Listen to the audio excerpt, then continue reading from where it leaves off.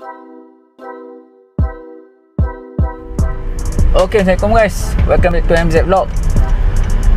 Alright, macam aku janji, aku akan buat satu video mungkin campur-campur tentang progress skuter aku. So sekarang ni nak kita tengok lah macam mana dia punya progress kan. Aku pun tak pasti apa ni takat mana dia punya progress, dan dah berapa hari aku tinggal, dan hampir seminggu aku tinggal, seminggu lebih dah aku tak pergi tengok. Sebab satu memang kalut sikit, dua aku pun tak mau kacau lah dan tempoh esok apa PKP ni. Mungkin je lah dulu sebelum ni kita boleh lepak kedai, tanya sembang apa semua. So mungkin lah ni, mungkin lah orang tak selesa kan, kita duk kerap, kita tanya banyak. So hari ni aku nak pergi dan nak pergi tanya lah hampir seminggu lebih, sebab aku bagi ruang masa untuk Pomen buat kerja tanpa aku ganggu. Jadi aku nak pergi tengok apa yang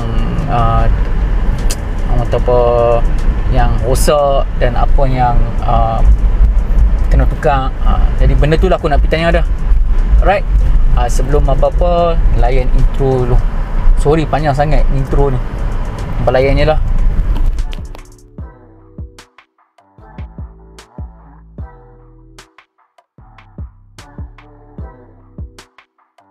Okay guys, so ni motor Elite Sport aku yang kita buat balik lah, punya rod, piston apa semua. So ni proses pemasangan balik. So mungkin dalam beberapa hari ni dia siap kot. So nak tengok barang apa yang rosak itu. Ni antara barang yang rosak. Dia. Ni rod dia kan? Rod. Ni rod dia rosak. Oh, ni apa dia? Bearing, crankshaft bearing. Oh, crankshaft bearing. Ni crankshaft bearing. Bunyi kuat ni je kot. Ni. Okey.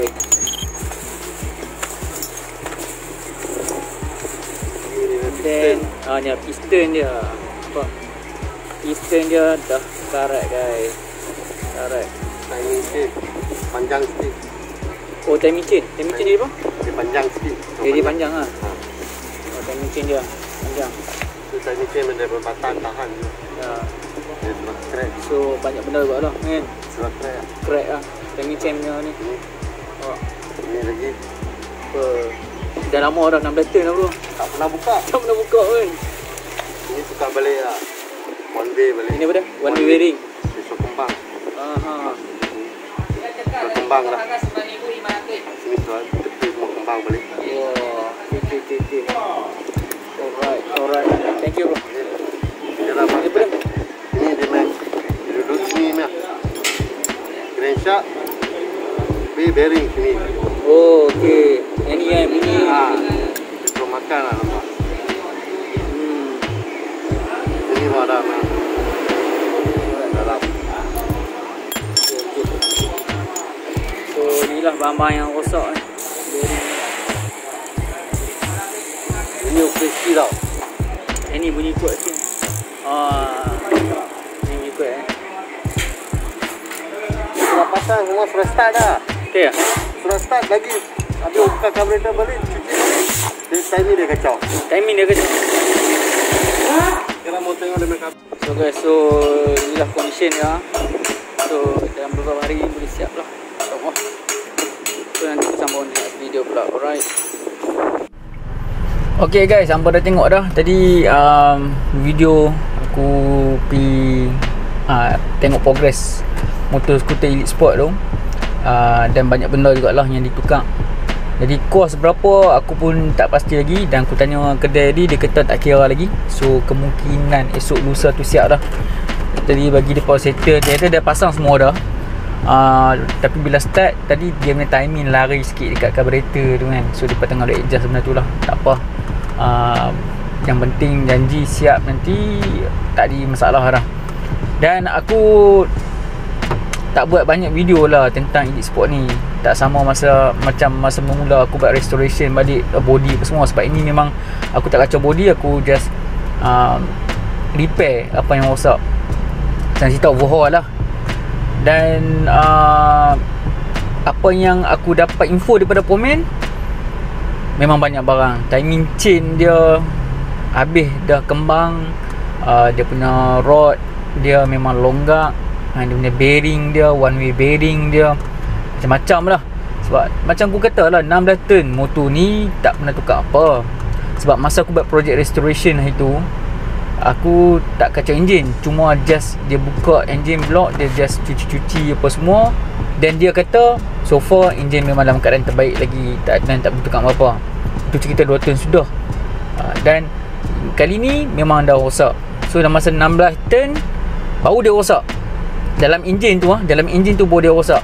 Kalau setakat belting putih apa semua tu memang itu normal lah untuk skuter kan. Jadi ni first time dalam masa 16 turn aku kena tukar timing chain, kena tukar rod, kena tukar piston, kena tukar kena macam-macam lah dalam enjin tu semua yang kena tukar. Jadi 16 turn sekali aku kena.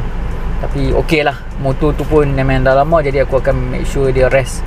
So video ni pun aku akan campur-campur. Aku tak tahu aku nak buat konten apa pasal skuter ni, sebab yalah, dia tak banyak sangat orang kata peminat, dan tak banyak sangat orang yang pakai dah Elite Sport ni. Jadi aku akan campur-campur lah, tengok lah. Aku pun ada tanya agak nak buat SYM E-Smart ni, nak tukar absorber dia. Aku dah tanya dah kedai yang sama juga. So tengoklah macam mana, nanti aku sambung untuk ambil motor ke. So tengok macam mana apa yang boleh kita masukkan dalam satu video ni. Alright, apa-apa aku sambung di next video. Kalau tak ada apa-apa, aku tamatkan video ni.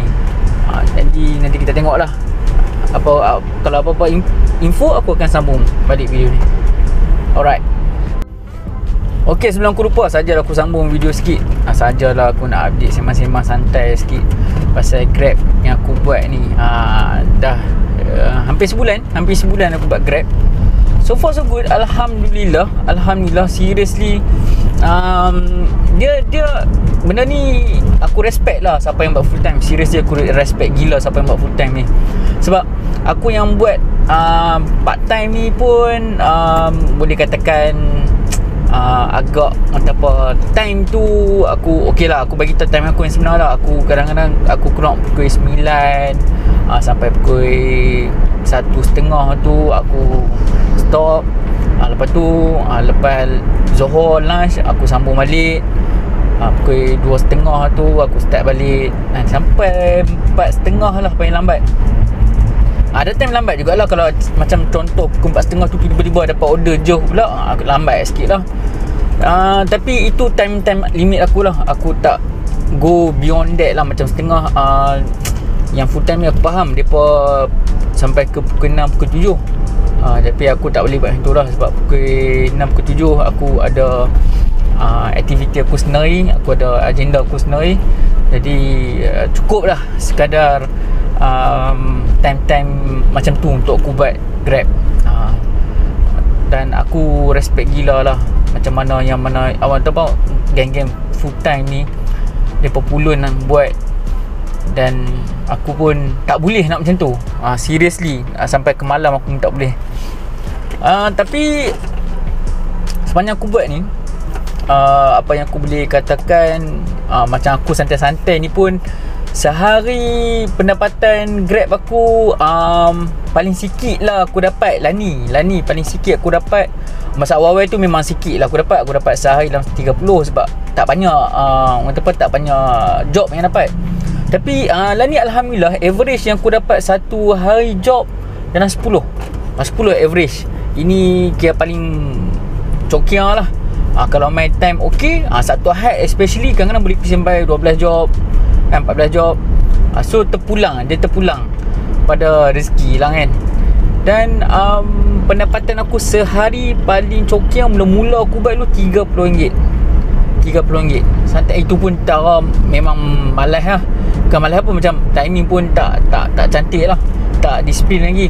Lani Alhamdulillah sehari dalam RM60 kan, 70 lebih.